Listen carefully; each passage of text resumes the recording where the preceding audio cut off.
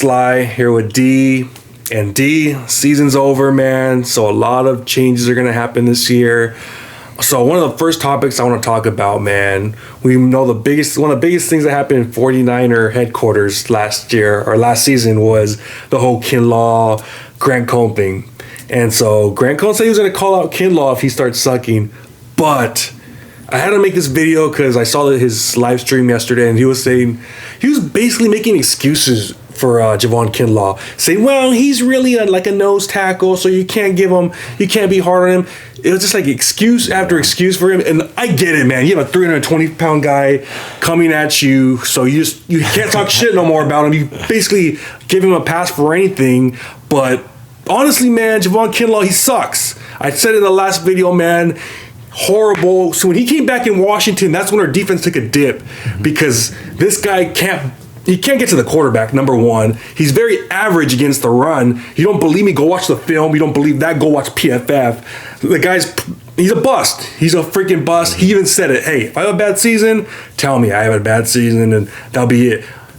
Grant Cohn ain't saying shit. The SF Niners ain't saying shit. Why? Because he had Javon Kinlaw on the show. Yeah. So they're all going to be talking nice about these players, man. Screw that.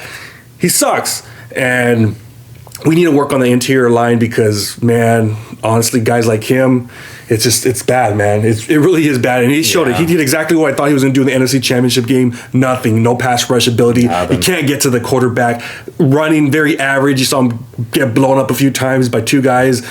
Just, I don't know, man. No one's going to talk shit about him, but what do you think about this, man?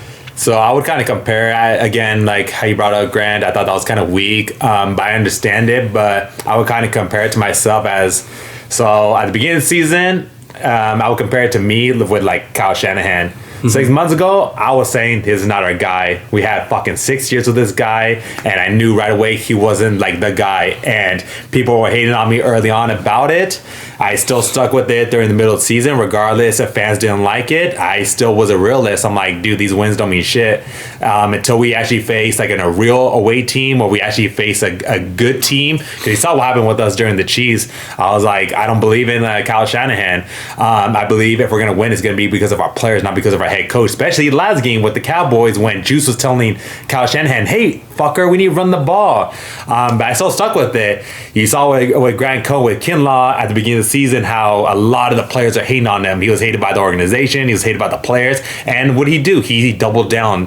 He didn't stick true to his guns. He didn't say what he really had to say because he didn't want the backlash again, because he fucked up saying, oh, if he would have hit me, I would have been retired, And so now he doubled down like, oh, it wasn't like really his fault. There was during the Eagles game, a lot went wrong. It wasn't just him, but at the end of the day, it wasn't just him. At the end of the day, he wasn't a difference maker. And I think he's one of the movable pieces for next season. We need to get rid of him. I'm ready. You ready to cut bait? I'm ready, man. I think him and McGlinchey, we need to just move him. And I know a lot of like Niner fans are saying, oh, maybe keep him and towards like the beginning of next season, see how he develops. This isn't fucking Kwame Brown, okay? It doesn't take 6 years to develop, okay? We know what we're getting, okay? And so with that, I think it just had to move on. I don't want to keep him next season and see how he does and then cut him. No, I like with McGlinchey also this year, like we need to already move him. We had our opportunity last season to move him.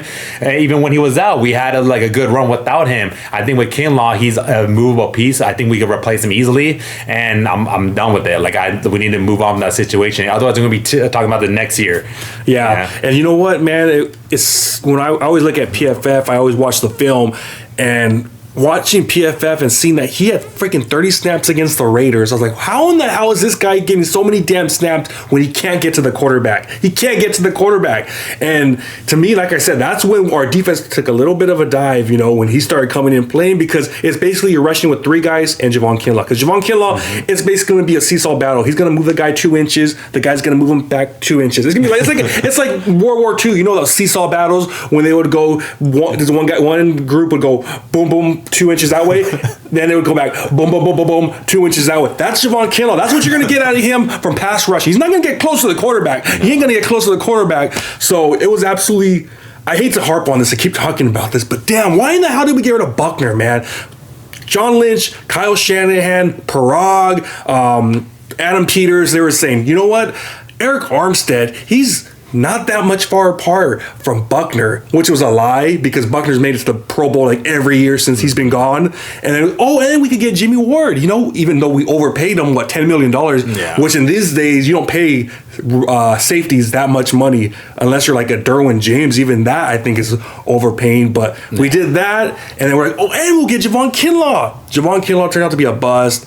I think Eric Armstead, his most was 4 sacks since he's been last 3. He probably averages 2-3 sacks a game, and in the NFC Championship game he didn't show up either. So I don't know. I say, and then the reason is because Nick Bosa is going to do what Nick Bosa does, and they're going to make sure to stop him. So that's the opportunity for the other guys to shine, and no one stepped up. I think the most was, Ebukam with 5.5 sacks, and I was expecting so much more, man. We had Kamoko Toure, and he should have been out there playing because, damn, we're getting no pressure. Ebukam couldn't get pressure.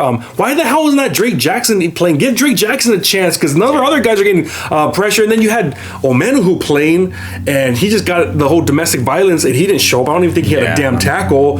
So I know I'm getting off topic, but this is about Kinlaw, man, and I'm just pissed off, man. But I know Kinlaw was not the main reason we lost the damn game, but all season long when he was healthy, he did nothing, and we were expecting big things from him. He was always posting stuff. I'm back, I'm ready, and all this stuff, and nothing, man, absolutely nothing. So it's to me, he's a bust, and I'm someone that was supporting him. I was like, yeah, man, he's gonna do his thing. He's gonna shut up Grant Cohn. Yeah, I want him to. I want him to succeed. We wanted him to succeed. Put respect on my name. I was like, all right, I want to see what he does. Let's give him a shot. Do it. I wasn't hating on him early on. I was like, let's see what he does this year. But no, man. And then Grant Cohn basically every time someone does a super chat talking about Kinlaw, he just deflects oh no, Kinlaw, he's a 3 technique, he's really the defensive tackle. He's not really a nose guard, so you can't really blame him because DJ Jones was really a nose tackle. Shut the fuck up, man. Shut the fuck up, man. That's BS right there. Just so giving excuses, man. And he's as big as fucking DJ Jones. He's probably as far as the weight, he's 320, about the same size, But DJ Jones, one thing he has in the football field, he has fucking heart. He could play, and he would have helped us out against the Eagles, giving up 130 yards rushing. He definitely would have helped our asses out. But it is what it is, man. I knew it was gonna come and bite us in the ass. But man, honestly, I'm saying he's a bust. We've had 3 years with him. He's done absolutely nothing, and absolutely the last 5-6 games have been horrible. He made one good play against Washington where he helped stud 2 guys, and was oh shit, man, Javon Kinlaw, he's actually gonna do something this year. Fuck no, man, he did absolutely nothing. He sucked. He absolutely sucked. But yeah, man, anything else about this? That's pretty much it. I was saying it's time to move on. We gave him a shot this year. Again, I supported him when Grant was saying all that shit at the beginning of the season. I was like, all right, let's see what he does this season. Nothing happened. And so I was like, all right, then I want to just move on from it. I don't want to do what the Niner fans. I know a lot of them because I was checking out all David Lombardi and all the comments and seeing what really what everyone's opinion was. A lot of them were kind of skeptical, oh, we could either move on or we could keep him at the beginning of the season. I'm like, nobody wanted to keep him at the beginning of the season. Let's move on, and then that way, all training camp, all the beginning of the season, we just develop who we're going to replace, and then just move on from there. I don't want to do what we did freaking this year, and then it's just back to square one again. Yeah, one thing I'll say is because he is going to have his 5th-year option coming up, and no way in how the Niners are going to pick that up because that's going to be $10 million. So there's no way in how he's shown that, first of all, he can stay healthy. And when he is healthy, he can do anything. He hasn't done shit for us. So absolutely no way we're going to pick up his 5th-year option. And for Grant Cohn, man, I kind of was thinking, man, this guy's kind of like Jim Rome, man. He says whatever the hell he wants. He's going to be like freaking Jim Rome getting his ass kicked by Chris Everett. Remember when he called Chris Everett Jim Everett? No, Jim Everett, he called him Chris Everett. He called him a chick. He called him a chick, the tennis player. And he got his ass kicked. But hey, man, he set in. He had balls. Yeah. Grant Cohn ain't gonna do that. He ain't gonna do that. He already knows. So he's not gonna. He's gonna say everything nice about Javon Kinlaw. Javon Kinlaw is a stud, baby. That's what he is. Hell no, man. I'll be real, and I would say it. Screw it. I'll be like, dude, playing like a bust. You're a bust, bro. But it's not all his fault. John Lynch's fault. Our front office fault because they're the ones that picked him up. They're the ones that picked him off, so it's not all Javon Kinlaw's fault. He didn't say, "Oh, I want to be a Niner. I'm going to be a Niner." Nah, man, it was John Lynch and them that said, "I believe in this guy. This guy's going to be a stud." And honestly, no pass rush in the inside for the past 3 months. Inside, no pass rush whatsoever. So it's on them. It's on them. Big egg on our heads for that. Yeah. So it is what it is, man. What do you guys think about this, man? Go look at the film. If you don't believe me, man, go look at the film. Go watch PFF. Every freaking week, he's on the bottom 2 of our team on defense. Just go look it up. Always 32%, 31%, worst on the team. Every freaking week. Go look it up. Check it out. Don't believe me.